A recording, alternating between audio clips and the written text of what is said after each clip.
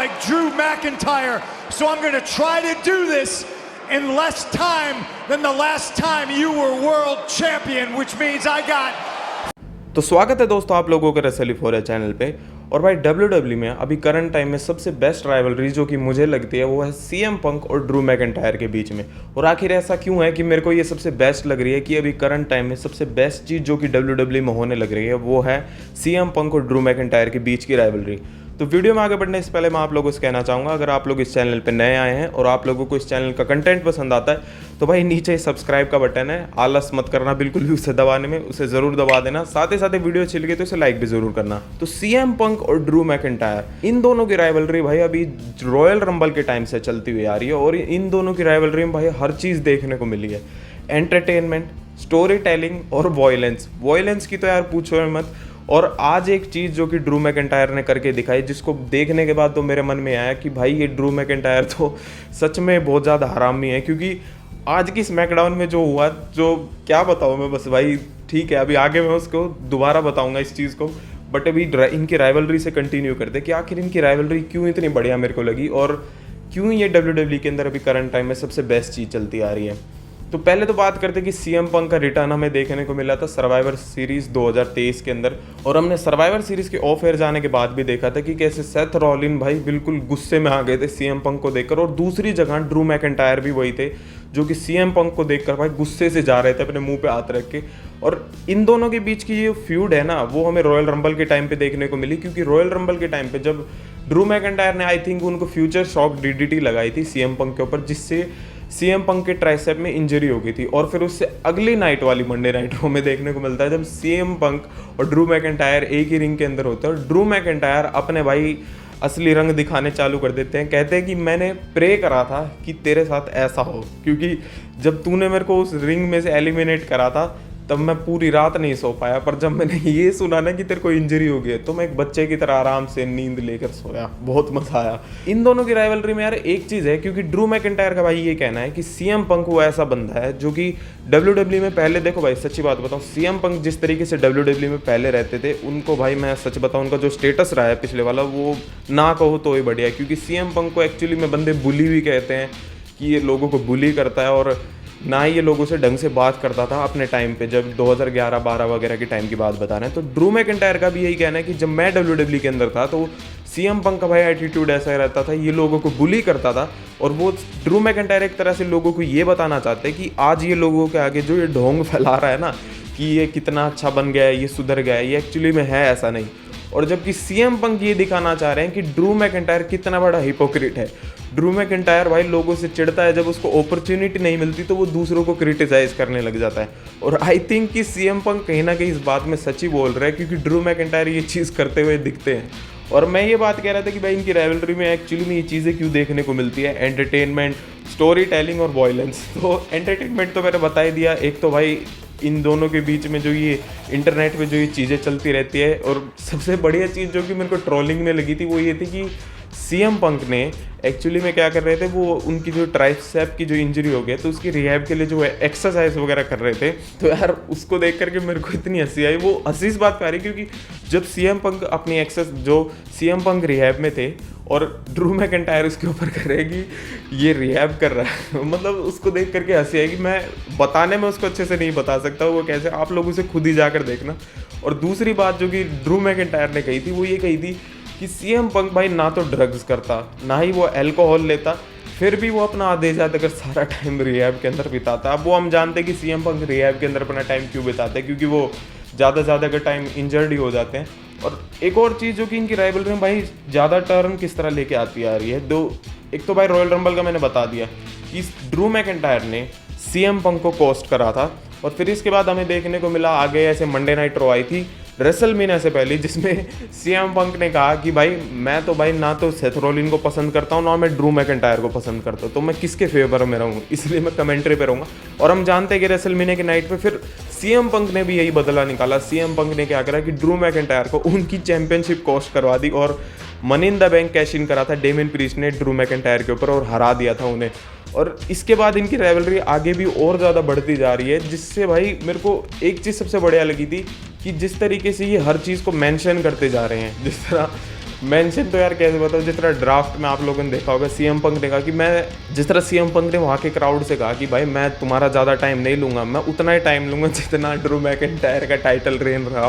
वो रेसलमेनिया के टाइम पे। तो इन दोनों के भाई एक दूसरे की तरफ शॉट्स लेते ही जाने। और अब बात करते हैं कि भाई इन दोनों की राइवलरी एक्चुअली में क्यों मैं कहना चाहूँगा इतनी बेटर है, क्योंकि एक तो यार देखो इन दोनों की राइवलरी के बीच में हमें नए नए चैप्टर्स देखने को मिल रहे हैं हर टाइम पे। अब जिस तरह क्लैश एट द कासल था उसमें हमने देखा कि ड्रू मैकिंटायर और डेमियन प्रीस्ट का मैच था। अब उस मैच को ड्रू मैकिंटायर हार गए, किस कारण हारे, वो भी सीएम पंक के कारण, क्योंकि सीएम पंक लास्ट में रेफरी बन के आए और रेफरी बन के आने के बाद उन्होंने क्या करा, जाके 2 बार तो मतलब काउंट करा और तीसरी बार में वो जुबान केसरी करके दिखा रहा है ड्रू मैकिंटायर के आगे, वो बड़ा फनी था। तो इस तरीके से देखा जाए तो ड्रू मैकिंटायर को उन्होंने दूसरी बार उनकी चैंपियनशिप कॉस्ट करवाई। और आज की मैं स्मैकडाउन की क्यों बात कर रहा हूँ, तो भाई आज अभी स्मैकडाउन ही थी कुछ घंटे पहले, और आज की स्मैकडाउन में क्या हुआ,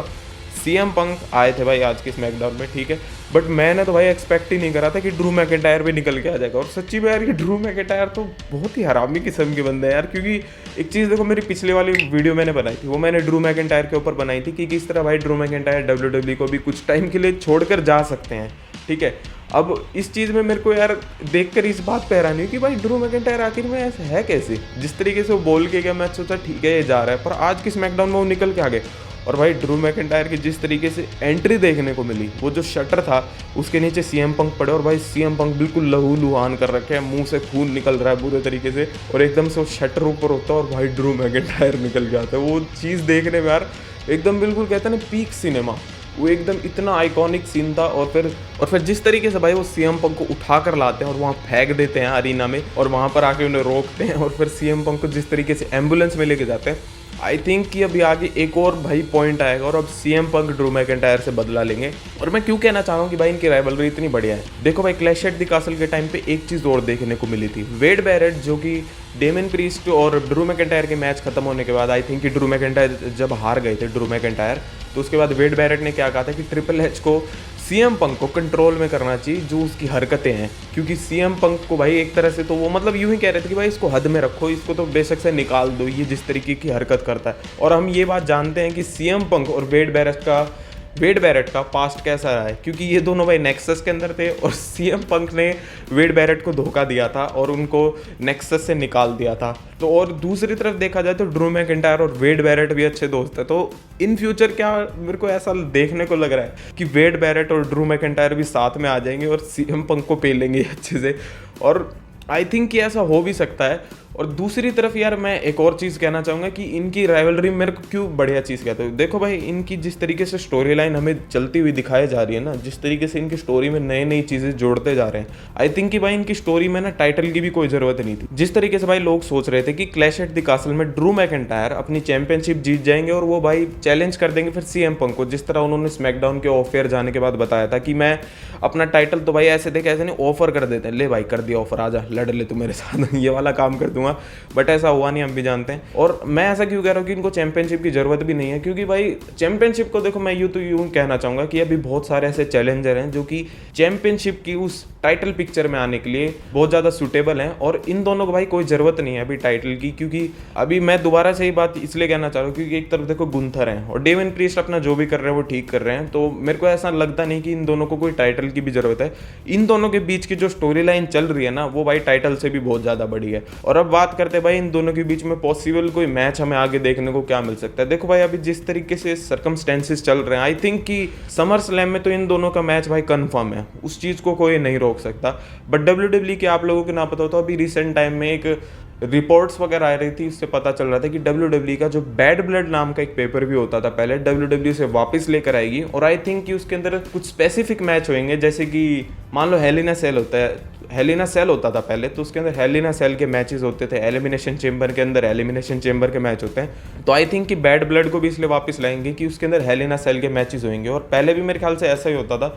तो मेरे को देख करके और अभी रिपोर्ट से ऐसे ही पता चलता है कि ड्रू मैकिंटायर और सीएम पंक के अंदर एक हेल इन अ सेल मैच भी हो सकता है। और बट आई थिंक यार कि इन दोनों के बीच में भी हेल इन अ सेल मैच तो नहीं होना चाहिए, इनके बीच में कोई एक नो डिस्क्वालिफिकेशन मैच होना चाहिए जिसमें कि भाई ये बिल्कुल ब्रूटैलिटी दिखा दे एक दूसरे के ऊपर तगड़े वाली। और मेरे ख्याल से यार यही चीज़ ज़्यादा बेटर रहेगी, क्योंकि अभी गिमिक मैच की एकदम से कोई ज़रूरत नहीं है। कोई ऐसे मतलब जो ये मैंने कहा स्टिपुलेशन जिस तरह स्ट्रीट फाइट वगैरह ऐसी जिसमें इंसेन ब्रूटैलिटी दिखाए, इसकी ज़्यादा ज़रूरत है। अभी ऐसे बड़े गिमिक मैचेस की इतनी ज़रूरत नहीं है। और अभी बात करें तो भाई इनकी स्टोरी लाइन की, आई थिंक कि इसके अंदर कोई एक नया चैप्टर तो अभी ज़रूर आएगा। अभी आज के स्मैकडाउन में जो देखने को मिला वो तो भाई ठीक है, बहुत बढ़िया है था आज की स्मैकडाउन में। मैंने एक्सपेक्ट नहीं करा था कि ड्रू मैकिंटायर को देखने को मिलेगा, बट ड्रू मैकिंटायर आए और फेल दिया भाई अच्छे से। सीएम पंक का जो हाल करा है उसको देख करके भाई तरस तो आया, सीएम पंक के मुंह से जिस तरीके से खून निकल रहा था। बट ठीक है, अभी देखते हैं यार इनकी स्टोरी लाइन में आगे क्या चीज़ नहीं होगी। बट मेरा ये चीज़ तो आप लोग ये मान के चलो कि इन दोनों के बीच में मैच कंफर्म है। क्या तो समर स्लैम के अंदर ये चीज़ ज़रूरी है, क्योंकि सीएम पंक और ड्रू मैकिंटायर को देखे भी तो यार इनकी राइवलरी इतनी बड़ी है और समर स्लैम के अंदर बड़े मैचेस होते हैं, तो इन दोनों का मैच समर स्लैम में होना ज़रूरी है। और आई थिंक कि WWE को इनका मैच समर स्लैम में कराना भी चाहिए। और इनकी राइवलरी से एक और चीज़ पता चल जाएगी कि एक्चुअली में कौन ज़्यादा बेटर है और कौन बुली है, जिसको कहते हैं एक दूसरे को कि सीएम पंक बुली था और वो कहते हैं कि ड्रू मैकिंटायर बुली है। देखते हैं यार कौन एक्चुअली में कैसा था। बट जिस तरीके से इनकी राइवलरी चल रही है, मैं अगेन कहना चाहूँगा बहुत ज़्यादा बढ़िया चल रही है। और लोग कंपैरिजन करते हैं ब्लड लाइन के साथ, आई थिंक यार ब्लड लाइन के साथ तो कंपैरिजन वैसे करना नहीं चाहिए। मैं ये ज़रूर कहूँगा बेशक से राइवलरी वाइज सीएम पंक और ड्रू मैकिंटायर की ब्लड लाइन से अच्छी है, बट ब्लड लाइन यार एक ब्लड लाइन की देखो यार एक ग्रुप की तरह स्टोरी चल रही है, बिल्कुल परिवार की तरह, ऐसे बिल्कुल परिवार वाली कहानी चल रही है उनकी। और उनकी कहानी में भाई एक नई चीज़ ऐड होती रहती है, एक नई लेयर ऐड होती रहती है। जिस तरह आज की स्मैकडाउन में हमें किन का डेब्यू देखने को मिला, जेकब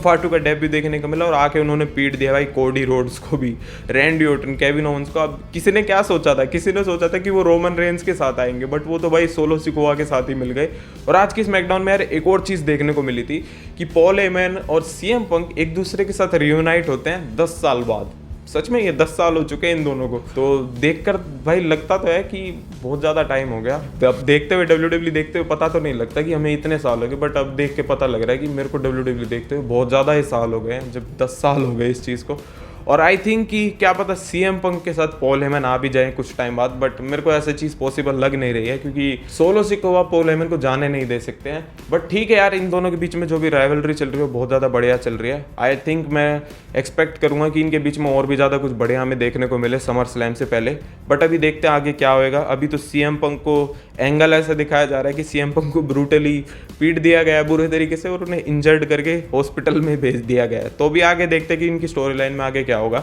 तो वीडियो अच्छी लगी तो भाई लाइक जरूर करना और भाई कमेंट भी जरूर करते रहा करो यार, कमेंट भी करना जरूरी है। और अगेन यार बात ये मैं दोबारा से कहना चाहूँगा, अगर आप लोग इस चैनल पे नए आए हैं और आप लोगों को इस चैनल का कंटेंट पसंद आता है तो भाई सब्सक्राइब जरूर कर दो। नीचे ही सब्सक्राइब का बटन है और कहीं नहीं है, उसे जरूर दबा देना। और साथ ही साथ वीडियो अच्छी लगी तो अगेन लाइक जरूर कर देना। तो मिलते हैं भाई आप लोगों से अगली वीडियो के साथ।